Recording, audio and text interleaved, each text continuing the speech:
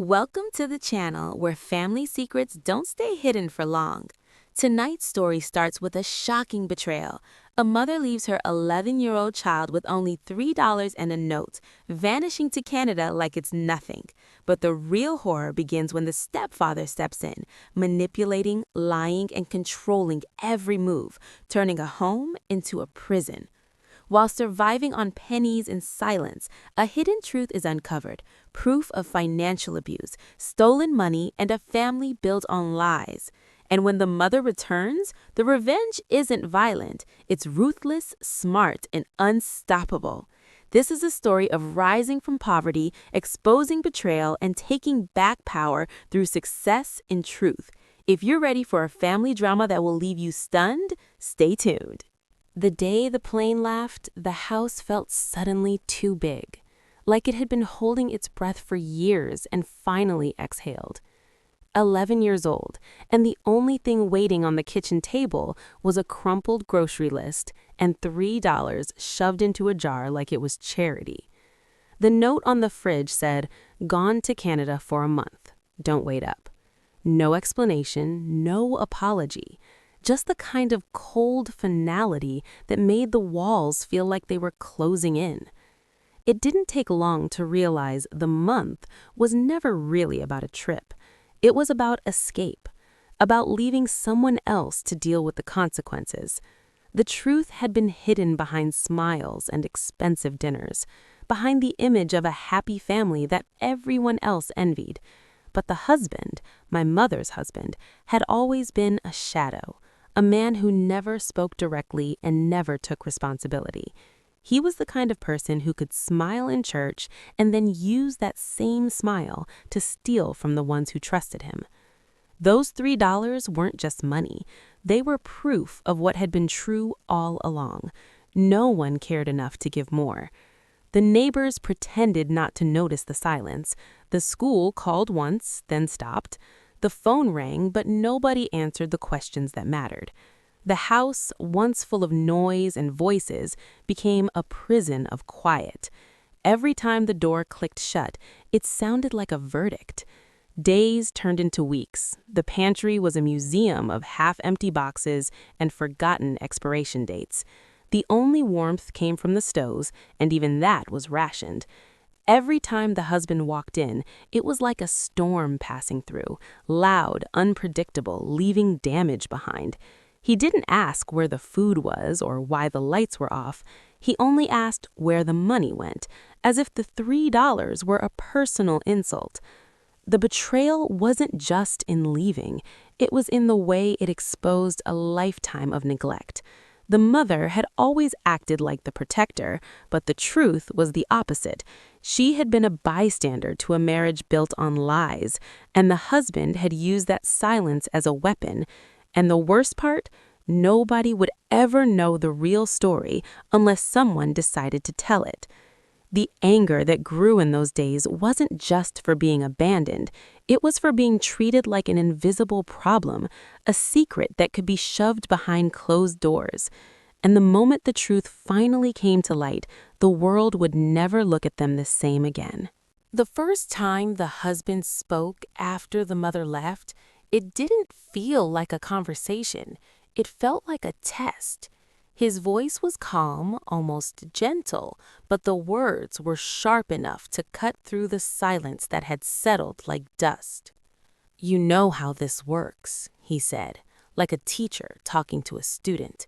"You stay out of trouble, you mind the house, and you don't make things harder than they already are."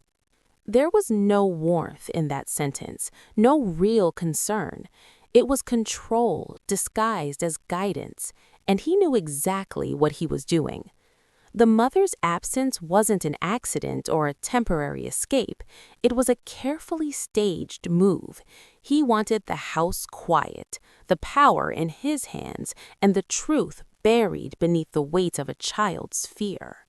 He lied about everything. When the electricity bill went unpaid, he blamed it on the mistake the mother made before she left. When school called to ask why attendance was slipping, he said the narrator was too busy helping at home. When the neighbor offered food, he said it was unnecessary, that the house was fine. It was all part of a plan to keep control by making sure nobody outside the walls knew the real situation. The most poisonous part was the way he made the vulnerability feel like a debt. He would say things like, "If it weren't for me, you'd be on the street," or "You should be grateful I'm even here." The implication was clear. The narrator owed him for simply existing under his roof. He didn't see the child as a person. He saw a tool, a quiet, frightened tool that could be molded into obedience. And he used that obedience like a weapon. He would take the small amounts of money that were meant for food and hide them, then act surprised when the pantry was empty. He'd show up with a grocery bag like a savior and make a show of it, turning generosity into humiliation. The lies were calculated, the emotional abuse intentional. Every cruel word was designed to keep the narrator small, to keep the truth locked away. But the real betrayal wasn't just what he did, it was what he was protecting. The husband wasn't just controlling a household, he was hiding something far worse, a secret that would destroy the carefully constructed life he had built. And the moment the truth came out, everything he had been manipulating would fall apart, because the whole house was built on a lie. The revenge would be slow, but it would be inevitable. The discovery happened by accident, the kind of accident that feels like fate finally catching up. It was a day when the hunger was so sharp it made the head spin, and the only thing left in the house was a jar of pennies and a half-empty bag of rice. Cleaning the house had become a routine, not because it was necessary, but because it was the only way to feel like there was still some order in a life that had been turned upside down. That's when the loose floorboard was noticed, the one that always creaked in the hallway. It was never important before, just another imperfection in an old house. But that day, the creak sounded like an invitation.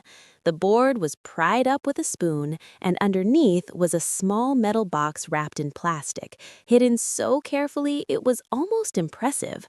The heart raced, not because of fear, but because of the sudden possibility that something real might exist beneath the lies.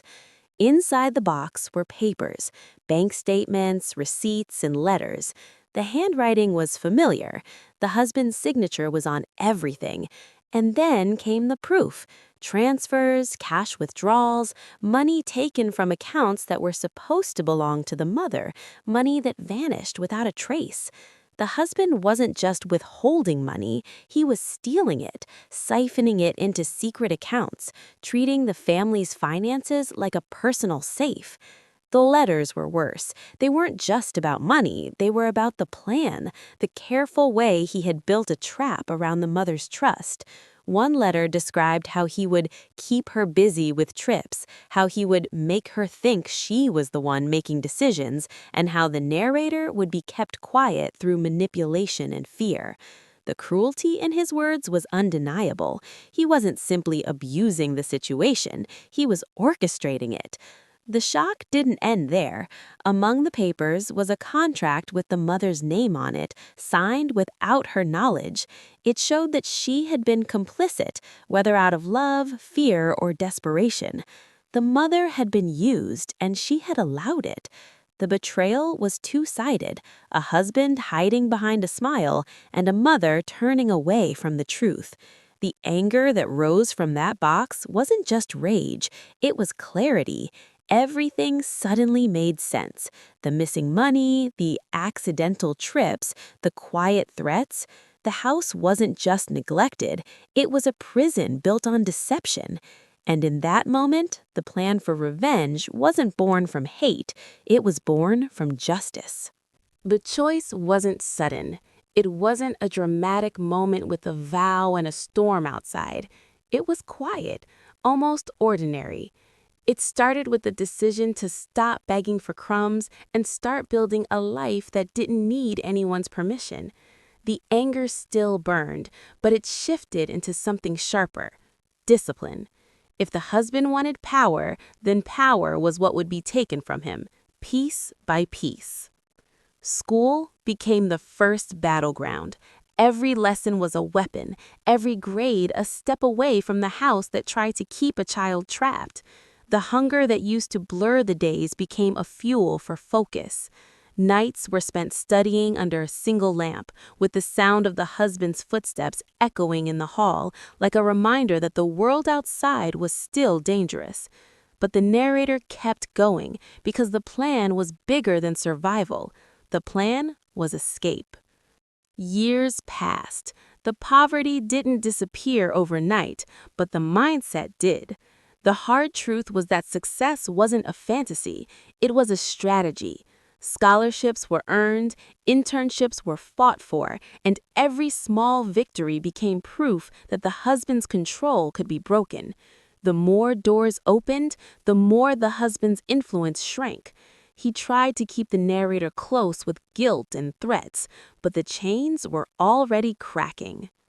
The day the mother returned from Canada, it wasn't with a warm embrace or apologies. It was with the same silence that had always followed her. The house had changed, though. The air felt different. The narrator didn't look like a scared child anymore. The narrator looked like someone who had learned how to survive without being rescued. The confrontation was planned with the calmness of someone who knew exactly what was at stake. The papers from the hidden box were no longer hidden.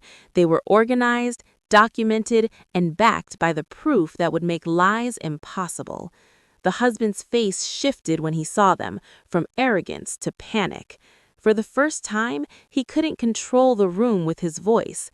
The truth was louder. The mother tried to deny it, but the evidence didn't care about excuses. The contracts, the transfers, the letters, everything was laid out like a confession. The betrayal wasn't just exposed, it was undeniable. The husband's empire of lies crumbled in front of everyone, and the family that had been built on deceit finally broke apart. The revenge wasn't about revenge anymore. It was about reclaiming a life that was stolen and making sure the truth could never be buried again. If this story shocked you, hit that like button and share it with someone who loves jaw-dropping family dramas. Don't forget to subscribe and ring the bell so you never miss the next revenge story filled with betrayal, secrets, and raw emotion. Thanks for watching. Until next time, stay strong and keep your truth loud.